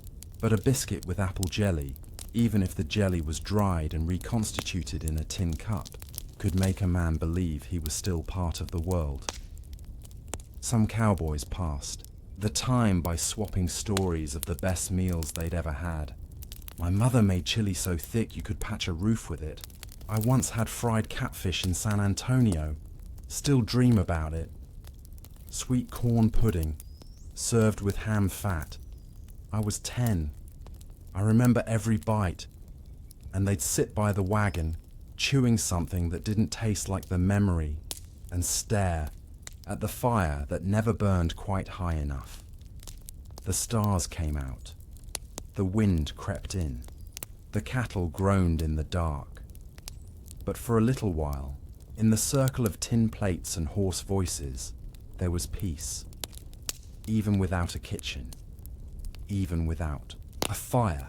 But when the journey grew long and the chuck wagon wheels creaked dry across the prairie, what kept the cook going? What made him rise early again, with sore hands and sour breath, to make breakfast in silence for men who barely thanked him? He never rode herd, rarely carried a gun, didn't swing a rope or break a horse, but he was the first to rise, the last to sleep, and the only man whose absence could ruin the day before it started. The trail cook was more than just a provider of beans and biscuits. He was the keeper of order in a world that rarely had any. Out on the open range, where weather-bent trees sideways and cattle stampeded without warning, the cook was the one constant. His campfire, however small, was home. It wasn't a glamorous job. No one asked to be the cook. He was usually an older man, too stiff to ride, too injured to wrangle, or just too ornery to do anything else. Some had once been soldiers. Others were former miners, failed farmers, or recovering drunks. A few were women disguised under rough shirts and silence. No one asked questions as long as the food came hot. The cook was responsible for everything edible. He planned meals, managed supplies, drove the chuck wagon, repaired pans, gathered fuel, and kept count of every spoonful of flour and tin of salt pork. He was also the medic, the counselor, and sometimes the judge when tempers ran high. And most of all, he knew the unwritten code, the rules of the chuck wagon that every cowboy, no matter how wild, learned to follow. No one eats before the cook rings the bell. You clean your own plate. You don't lick the ladle. If you insult the coffee, you make the next pot. You don't curse at the cook unless you want cold beans and burnt biscuits for a week. And you always say thank you, even if the biscuits are made from dust, because trail life was full of bad weather, bad horses, bad luck. But the cook kept things moving. He fed the men who fed the herd that fed the towns. And he did it while sleeping in the dirt, waking before dawn, and wiping his hands on the same rag for 2 months. Straight, he measured out flour with his fingers, guessed temperatures by the sound of the coals. He could tell the wind direction by how his biscuit dough behaved. He could tell if a cowboy was hiding fever by the way he held his spoon. And when things went wrong, when a horse threw a rider, or a prairie fire tore through camp, or a cowhand vanished in the night, it was the cook who stood by the fire, pan in hand, waiting for them to return. Because as long as the fire was lit and the pot was warm, the world wasn't completely broken. In trail stories passed down through bunkhouse walls, there's talk of one such cook. Dry-bone Charlie. He wore a hat too big for his head, spoke only in grunts, and had a left foot that pointed east no matter which way he walked. He was famous for two things: never burning biscuits and never letting a man eat alone. If a cowboy came late to camp, wet, tired, bleeding from a fence post or whipped by a bronco, Drybone would quietly ladle a second helping, place it near the fire, and sit without speaking. The code didn't require comfort, but he gave it anyway. They say when he died, the cowboys didn't speak for an hour. They dug his grave beside the trail and filled it with spoons, a skillet, and a folded strip of sourdough starter wrapped in oilcloth. Because no one, not even the hardest man, forgets the person who fed him when he couldn't feed himself. But what did the cook eat? The truth, whatever was left. The broken biscuit, the charred edge of salt pork, the last few beans scraped from the pot. He rarely served himself first. Often he ate standing between cleanup and prep for the next meal. And he didn't complain, not just because it would be unseemly, but because he'd trained himself not to. For many trail cooks, food was less about eating and more about precision, timing the stew to be ready at dusk, making enough biscuits without wasting flour, brewing coffee strong enough to keep 10 men awake, but not enough to kill the pot. There were no recipes, just memory and muscle. One cook might flavor stew with black pepper if he had it, dried chili if he didn't. Another swore by adding crushed crackers to thicken gravy. Some packed tin molds to bake bread when conditions allowed. A few kept tins of baking soda tied under their saddles to keep them dry. Others hoarded secret ingredients: a nub of cinnamon bark, a pinch of dried sage, a stolen lemon peel from a distant hotel. These were used not daily but deliberately, on birthdays, after funerals, when a storm broke, when the herd made it across the river. Because food could be ritual, even on the dust trail. Some crews said grace. Others sang while eating. One group in the Dakota Territory recited the same old poem before every meal. Beans again and praise be, salt pork too, though tough it be. May the fire warm and biscuits rise, and keep the cook from telling lies. Silly, maybe, but it meant something, because cowboy food was never fancy, never plentiful, but it was earned. You earned it after a day riding fence, after losing a steer in the brush, after sleeping in wet boots, after driving cattle through sleet, or across frozen creeks, or into valleys swarming with biting flies. You sat at the fire, bowl in hand, and for a few minutes you were fed. And as the stars rose above the prairie and the coyotes howled somewhere past the herd, you finished your beans, licked your spoon, and looked to the cook. He'd still be there, scraping pots, wiping plates with ash, already thinking about breakfast. Because in the end, the fire had to keep burning, and as long as the cook kept cooking, the trail kept moving. You smelled him before you saw him.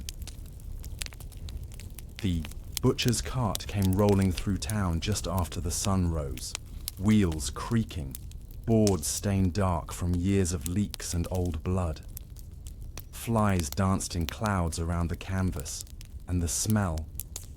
It was a sour mix of iron, salt, old fat, and damp wood. It clung to your clothes if you stood too close, followed you into the saloon, and stayed in your nose long after the cart rolled on. But no one complained, because that butcher, as unpleasant as his arrival might have been, meant meat. And meat was life. In the frontier towns of the American West, meat didn't come shrink-wrapped. It didn't sit neatly behind a glass case. It came in slabs, wrapped in coarse cloth, or salted down in barrels. It was heavy. It was unreliable. And when it turned fast. That's where the travelling butcher came in. He wasn't like the town butcher, the one with a fixed shop and a front window. The travelling butcher moved between ranches, mining camps, and cattle towns. He followed the herds, the seasons, and the rumours of men with coin in their pockets and no time to hunt. His cart was a rolling abattoir, part pantry, part workshop, and part morgue. Some drove wagons pulled by horses. Others used oxen or mules. A few walked beside their carts, driving them with long poles, stopping every few miles to check the straps and the barrels of brine. They wore long leather aprons, carried knives that never left their belts, and had hands stained permanently red. Their shirts were stiff with salt and fat. Their boots cracked because fresh meat was rare. Most people in the West lived on salt pork, jerky, beans, and bread. A haunch of beef, a cut of lamb, or even a few pounds of offal could turn a week of bland meals into something worth chewing. The butcher brought variety. If you had coin, you could get the better cuts. Ribs, loin, maybe a shoulder roast. If you were poor, you asked for soup bones, neck meat, or organs. Many men didn't care what they got. They just wanted something that didn't taste like salt. And desperation. In Dodge City, one travelling butcher named Clem Sutter was famous for boiling his leftover bones into a strong broth and giving it away free to widows and drunks. He travelled with a black kettle strapped to the side of his cart, simmering day and night. The broth was greasy, full of gristle, but hot. And on a cold morning, it made the difference between starting the day upright or not at all. Most travelling butchers slaughtered animals themselves.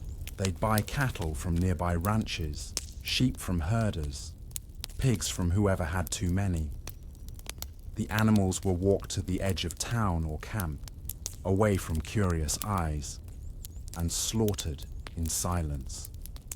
No ceremony, no waste.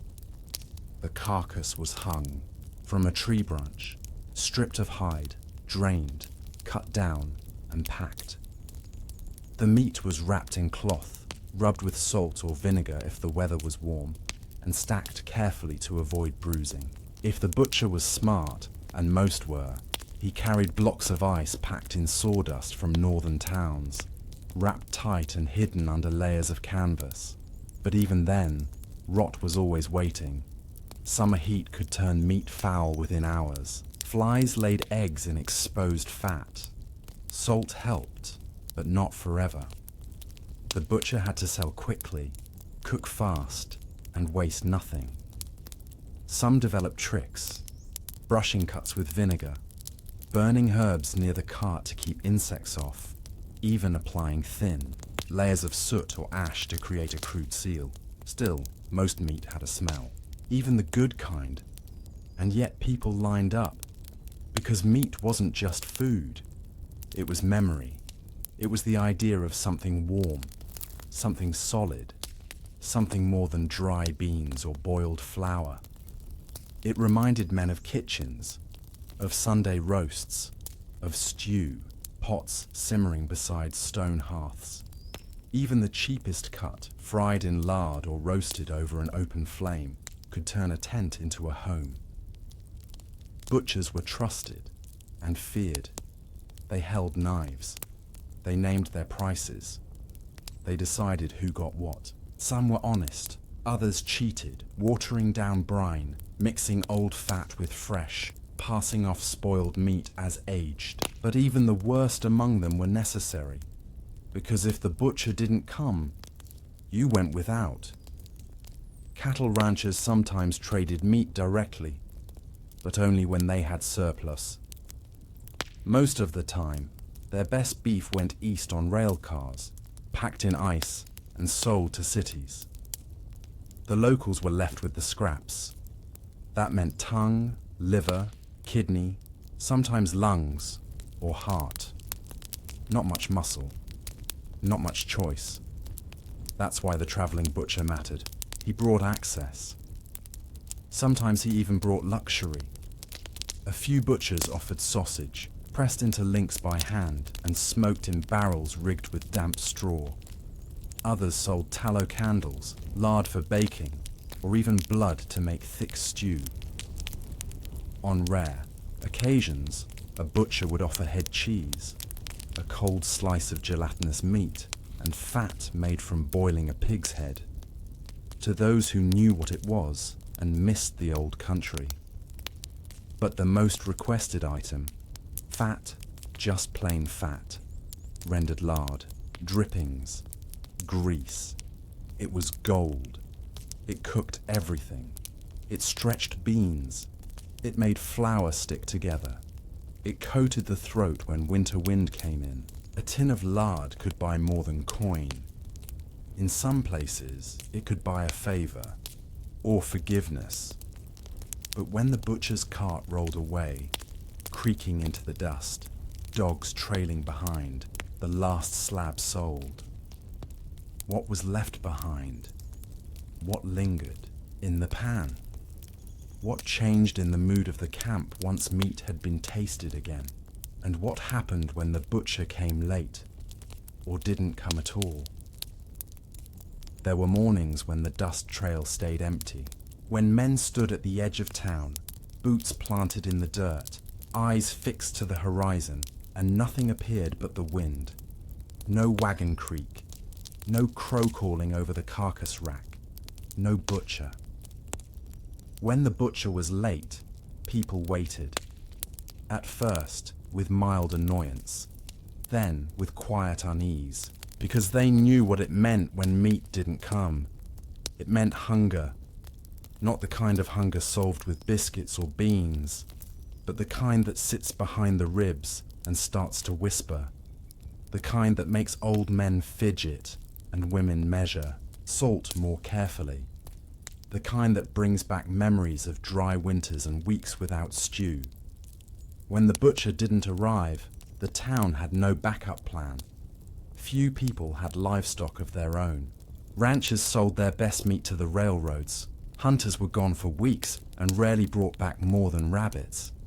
And what little meat was stored was buried in barrels of salt, meat so tough it had to be boiled for hours before chewing. In time, that void, alternatives emerged. Some open tins, old, dented, and suspicious. Canned salmon from Oregon. Tinned mutton shipped from New Zealand. The meat was grey, soft, and bland. It filled the belly, but not the spirit. Others turned to the land. Boys went out to trap squirrels. Women plucked wild onions or dug through creek beds for mussels. In mining towns, rats were hunted with stones and boiled with beans, called camp meat to disguise the truth. But the taste always betrayed the desperation. In a journal from a Nevada prospectors' camp dated 1877, one entry reads, "He didn't come, ate lard spread on stale cornbread, tasted like rust and sleep, found a bone in the shed, gnawed it like a dog. That's what happened when the butcher was late." Some towns had what they called meat days, set dates when the butcher was expected. Every other Tuesday or the first Saturday of the month. On those mornings, stoves were cleaned, stew pots brought down, and coffee brewed in nervous anticipation. If the cart arrived, the town came alive. If not, the air changed. One account from Kansas tells of a town that rang its church bell once if the butcher had arrived, and 3 times if he hadn't.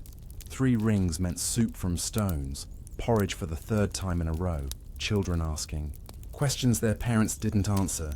And yet, most butchers did arrive, eventually. They came through storms, across swollen rivers, over tracks where wagons cracked. The work was dangerous, robbery was common, wagons were heavy, animals panicked, tools dulled, roads collapsed. butchers didn't just carry meat, they carried risk. A man named Buckeye Lem, a traveling butcher in Colorado, once broke his leg falling from his cart while crossing a frozen creek. Rather than turn back, he wrapped it in splints, drove with one hand, and delivered meat 3 days late. He arrived with a cracked barrel, a bruised steer, and a bag of sweet frozen solid. He was greeted with cheers and 3 bottles of whiskey, not because the meat was good. It wasn't. But because he came. Even when meat did arrive, spoilage was always a possibility. Summer heat warped barrels, ice melted. Butchers learned to sell the worst cuts first, while they were still edible. Cook tonight, they'd warn. Don't wait. Some added vinegar. Others soaked meat in brine right on the cart, stirring it every mile to slow decay. But sometimes they sold it anyway. A spoiled cut was trimmed, rinsed, and passed off as aged. Fat scraped clean of green fuzz. Blood poured off into the dirt. The buyer, often desperate, asked no questions, just held the meat close, paid in coin or flour or tobacco, and left with eyes low. Because even bad meat could be cooked long enough to pass for food, stewed with onions if you had them, salted until numb, fried until it turned black and stiff. A cowboy once said, "If it doesn't kill you, it'll feed you." That was the bar. Camps developed tricks.